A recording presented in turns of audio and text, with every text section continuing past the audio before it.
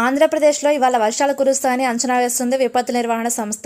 అల్లూరి సీతారామరాజు, గుంటూరు, బాపట్ల, ప్రకాశం, తిరుపతి, కర్నూలు, నంద్యాల, అనంతపురం, కడప, అన్నమయ్య జిల్లాల్లోని కొన్ని ప్రాంతాల్లో తేలికపాటి నుంచి మోస్తరు వర్షాలు కురిసే అవకాశం ఉందని తెలిపారు.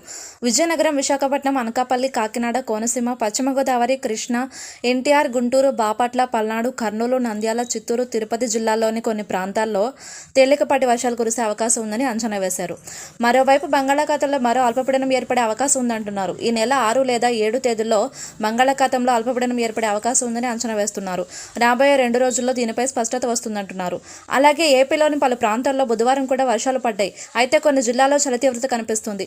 మొత్తానికి డిసెంబర్ నెలలో కాస్త విభిన్నమైన వాతావరణం కనిపిస్తుందని చెప్పాలి. ఈ చలి తీవ్రత మరింత పెరిగే అవకాశం ఉందని అంచనా వేస్తున్నారు వాతావరణ శాఖ అధికారులు.